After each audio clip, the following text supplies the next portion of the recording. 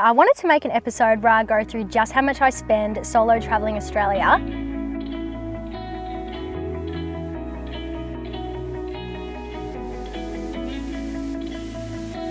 Start this off by showing you guys through my car, my home on wheels.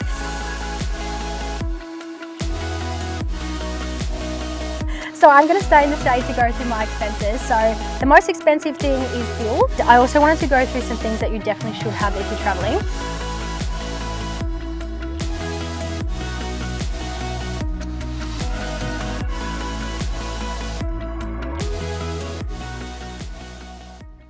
Hey guys, welcome back to another video. So I wanted to make an episode where I go through just how much I spend solo traveling Australia, and I thought that I would do that the best way possible by also taking you guys solo camping for the evening as well.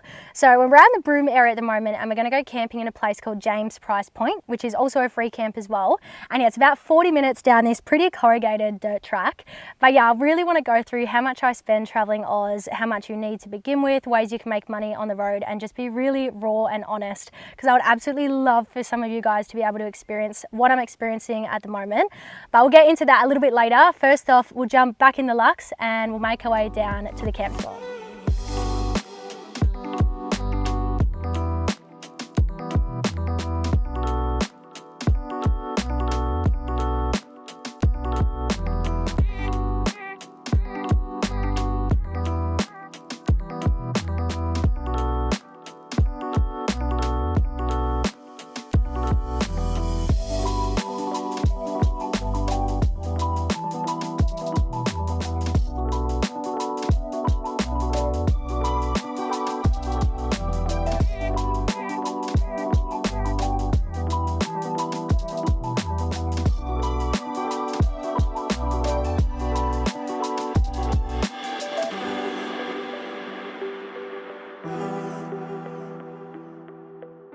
Alright, so we have made it to James Price Point, and you can actually camp like pretty close to the waterfront, but there is a few people over there, and I reckon we might even go for a bit of a drive, and if we don't find anywhere else, it's pretty cool with all this red rock around anyway.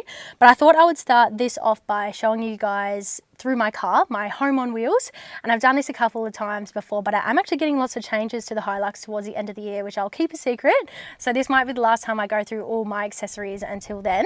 So yeah, I'll do that first, and then yeah, we'll have a little look around. Alright, so I got the Ironman Deluxe Bull Bar, the Monster Winch and their Scopes bodies. Underneath I got the Brown Davis long range fuel tank and underbody protection. Coming around to the side, I got the 2-inch lift from Ironman, as well as their 270 awning and their 1400 Swift rooftop tent. Also got a unique tub rack, and I had to get that custom cut for like my tonneau cover custom cut to fit around that. Got the Ironman rear bar, and then also Ironman recovery tracks and their snorkel up the front as well. So the car is a 2020 Hilux, and it's an SR model, and I actually prefer that over the SR5 purely because I like that it's got black features instead of silver, and the SR5 has carpet as well, and I just didn't think it was practical for me to have carpet while I'm traveling.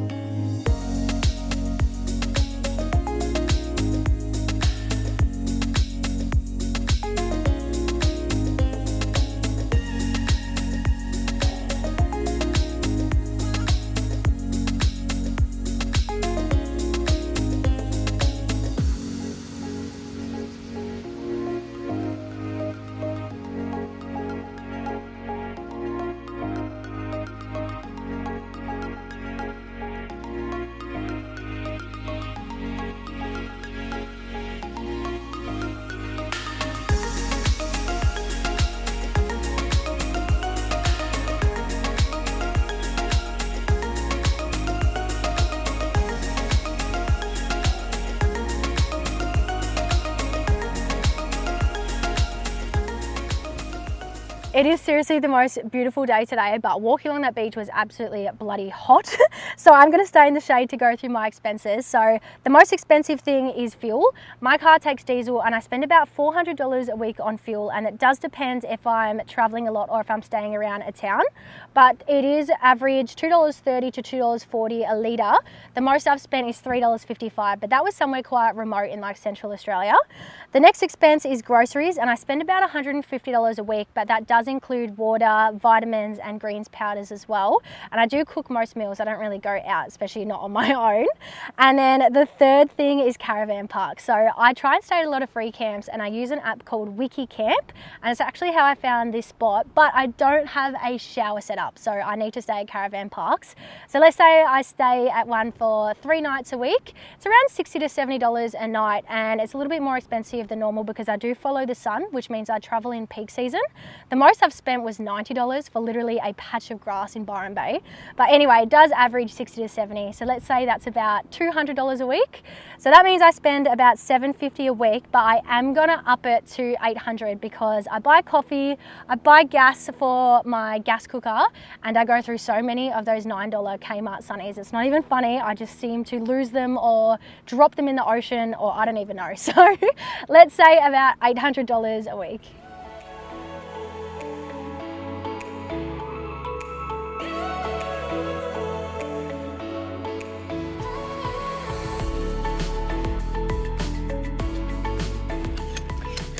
All right, so while I'm setting up camp, I want to go through ways that you can make money while you're traveling, and I'll share my own personal experience to begin with. So when I first decided that I was going to do this, I just wanted to be able to make enough money online so that I wouldn't be spending any of my savings.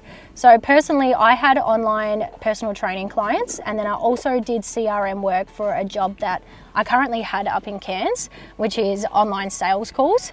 And that was enough for me to be able to say, okay, I can do this and I can pretty much spend what I make per week. But if working online is not your go-to, I've also seen so many staff wanted signs, especially in rural and remote areas, for waitressing and bar work and coffee making. So there are lots of jobs around, I promise, so you could definitely make it work that way as well.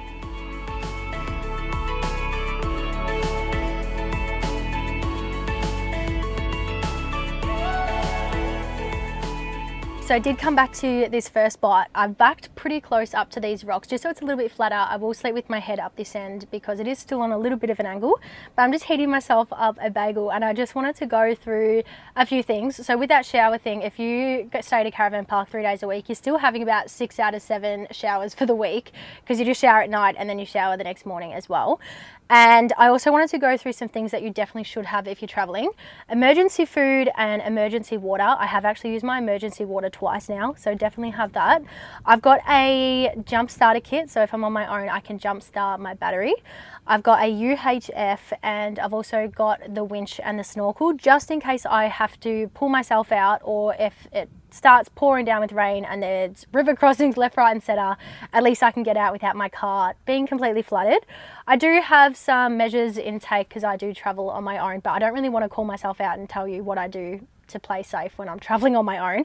But make sure you have some sort of procedure or precaution that you take when you're traveling on your own as well.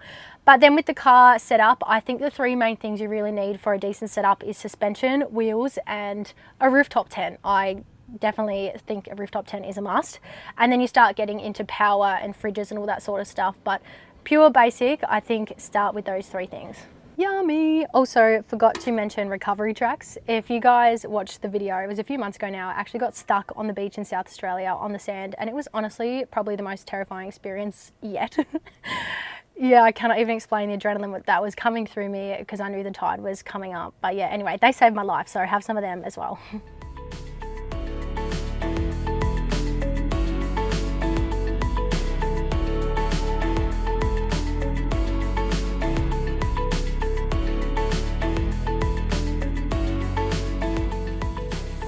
Guys, look at how beautiful the sunset is.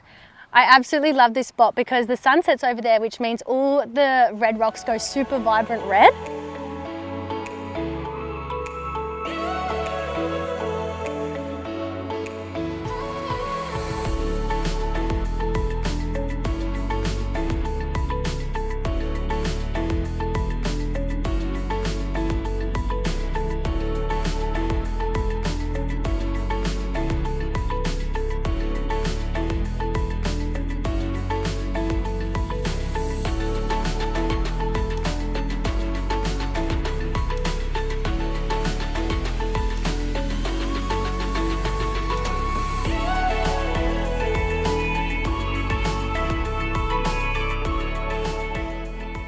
I am making my way back to the car. It did just get quite dark, still got a little bit of sunlight, but that is one of my solo camping rules. I will share that. Get back to your campground before it gets dark.